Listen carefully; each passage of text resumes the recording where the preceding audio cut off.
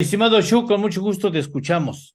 Gracias, estimado Eduardo. Pues hoy quisiera abordar tres temas muy importantes.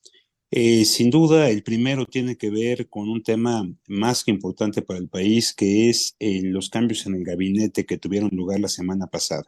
Y Muchos, es que ¿va? como, y Muchos. es que como sabes, pues seguimos todavía en el reacomodo de piezas derivado de la decisión de varios personajes del gabinete de participar en este proceso interno del partido Morena.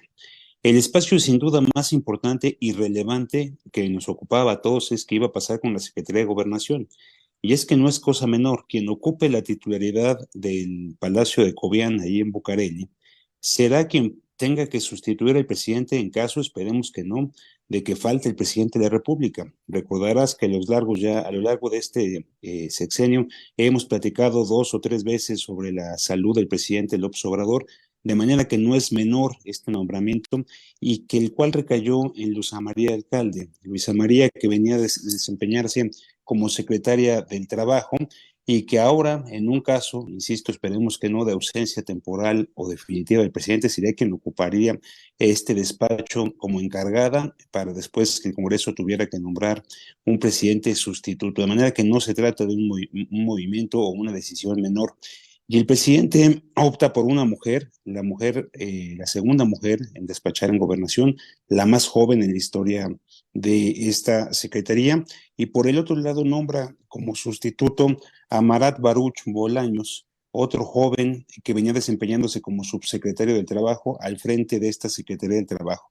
Dos nombramientos que llaman la atención por la juventud de ambos personajes, pero insisto, dos temas muy relevantes, particularmente el de la Secretaría del Trabajo por la importancia que hoy tiene el gobierno de los Estados Unidos en la agenda laboral de México. Pero bueno, yo diría que tres aspectos son importantes a destacar de estos dos nombramientos. Primero, no pueden ser figuras más visibles que el presidente. Ya con el protagonismo que tienen los precandidatos, ya el presidente tiene para quien esté opacando su imagen y su don de mando, de manera que los miembros del gabinete no pueden tener mayor visibilidad que el propio presidente de la República y por ello opta por Luisa María Alcalde y por Marat Baruch Bolaños en la Secretaría del Trabajo. Segunda característica, tienen que ser leales. Es decir, tiene que estar perfectamente consumada y asegurada su lealtad, y en ambos casos creo que lo está. Luisa María Alcalde ha demostrado ser parte de Morena, del Movimiento de Regeneración Nacional desde su fundación, proviene de una familia importante de este movimiento, finalmente ha tenido responsabilidades como legisladora, secretaria del Trabajo y ahora secretaria de Gobernación, y me parece que la lealtad está ahí perfectamente confirmada. En el caso de Marat Baruch Bolaños, también es una persona cercana al presidente, cercano a sus hijos, ha tenido diversas responsabilidades, fue secretario particular del canciller, después fue subsecretario del Trabajo y ahora asume esta responsabilidad como titular de la Secretaría del Trabajo. Me parece que también su lealtad está probada. Pero lo más importante es que también tienen que ser funcionales, es decir, tienen que continuar con las agendas y los retos que tienen estas dependencias, y me parece que en ambos casos no hay duda de su capacidad. De manera que el ser invisibles, ser leales y ser funcionales es lo que los tiene hoy al frente de estos dos importantes despachos del Gabinete Federal, Secretaría de Gobernación y Secretaría del Trabajo. Ahora, el otro tema que hoy inunda los medios de comunicación, estimado Eduardo, tiene que ver con el anuncio que harán en cosa de 2 horas, 2 horas y media, los dirigentes de los partidos de oposición y algunas organizaciones ciudadanas sobre cómo se puede elegir un candidato o candidata presidencial para competir con quien vaya a ser el candidato o candidata de Morena. Un anuncio esperado por muchos, por otros, pues ya prácticamente estamos en la resignación porque no vemos que esto vaya tomando forma de una manera más contundente y ágil, pero hay que esperar a ver qué se concluye. Hubo diversas filtraciones durante el fin de semana. La realidad es que no se ve, por un lado, que pueda salir una figura fortalecida o sumamente consolidada para competir por la presidencia. Ayer mismo se salieron al menos tres voces para, si no criticar, si un poco desmarcarse de este proceso. El primero en salir fue el académico Sergio Aguayo, que dice, esto no es a lo que me invitaron, yo me retiro y no participo en este esfuerzo. Después salió el senador Germán Martínez, que dice que no se va a someter a los intereses de los partidos y de los liderazgos, ni a ningún tipo de correa, y que él decide no participar. Germán Martínez se descarta de participar en este esfuerzo, y por la noche una figura importante del panismo también dice yo no participo, que es el gobernador de Yucatán, Mauricio Vila, que también se descarta. De manera que todavía no se anuncia el resultado de estas mesas, de estas pláticas, todavía no se presenta formalmente el método de selección, y pues ya tenemos de alguna manera los primeros descartes que no son encaminados a la unidad. No dicen yo me descarto para fortalecer a esta figura, no dicen yo me descarto para que salgamos más unidos, más fuertes, yo no me descarto en pos de una unidad, sino dicen yo me descarto porque esto no es lo que estábamos esperando.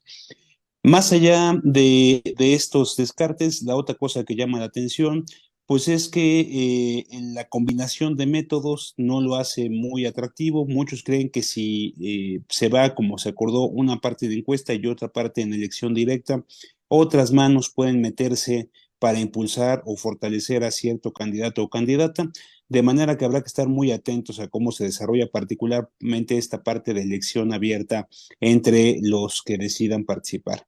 Por último, y tal vez lo más preocupante y lo más lamentable, estimado Eduardo, es que si uno revisa por lo menos las filtraciones que se han dado hasta este momento, el calendario que va a proponer hoy la oposición o los dirigentes de los partidos de oposición es prácticamente el mismo calendario que está usando Morena y en su proceso interno. De manera que para muchos esto es legitimar los actos anticipados de precampaña y de campaña, porque claramente estamos fuera de los tiempos que establece la Constitución y la legislación electoral vigente. Entonces, ¿hasta dónde, por un lado, la oposición puede cuestionar o puede criticar, inclusive impugnar a Morena por actos anticipados de precampaña y actos anticipados de campaña? Y por el otro lado, hacen un proceso exactamente igual, le van a poner comité, elección la cabeza del comité promotor de no sé qué cosa, exactamente lo mismo, pero sin tener una propuesta propia, y por otro lado que legitima lo que hoy está haciendo Morena. Entonces aquí, pues a quien le va a caer más trabajo, sin duda, Es el es INE. al INE y al Tribunal Electoral del Poder Judicial de la Federación. Y me parece interesante ver qué va a hacer Movimiento Ciudadano, porque podría también impugnar este acuerdo que se va a anunciar el día de hoy. Oye, Entonces, pero perdóname que te interrumpa.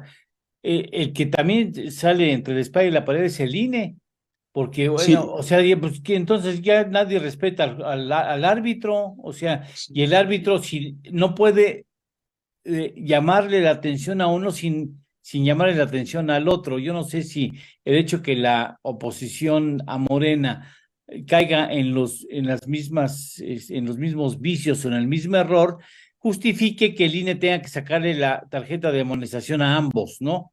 Que pues digan, sería lo lógico que si incurren en actos anticipados de precampaña de ambos lados, la autoridad electoral señalara en ambos casos y sin distinción. Hay que recordarle al auditorio, y esto es muy importante, que el INE funciona por un órgano que se llama el Consejo General, que es un órgano colegiado, y donde si bien la nueva presidenta viene de un proceso de elección reciente y se asume cierta cercanía con Morena, las decisiones son colegiadas y por voto mayoritario, y todavía son mayoría los consejeros anteriores.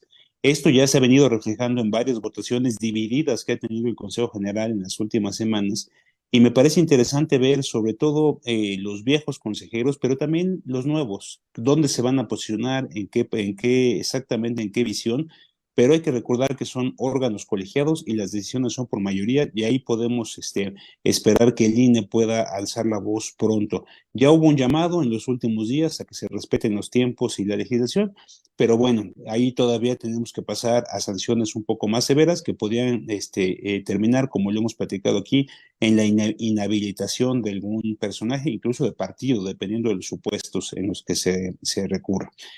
Finalmente, Eduardo, el otro tema importante esta semana fue el que tiene que ver con la Ciudad de México. Y es que con los cambios en el gabinete, dos personajes muy importantes que sonaban para competir por la jefatura de gobierno se descartaron o quedaron imposibilitados.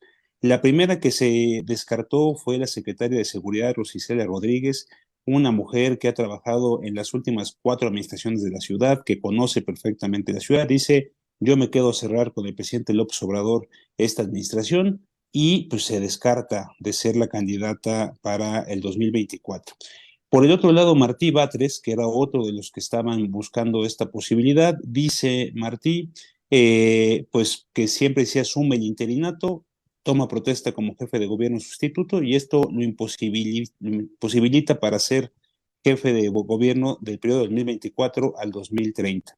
De manera que quedan pocas figuras hoy en la ciudad y esto ha dado pie para especulaciones y para que surjan nuevas figuras. ¿Quiénes quedan? Si es mujer, Clara Brugada, alcaldesa de Iztapalapa, se perfila para ser la candidata, pero si son hombres, quedarían en este momento dos vigentes. Por un lado, el secretario de Seguridad, Omar García Harfuch, que es quien lidera las encuestas, pero que muchos creen que no tiene dentro de Morena los consensos.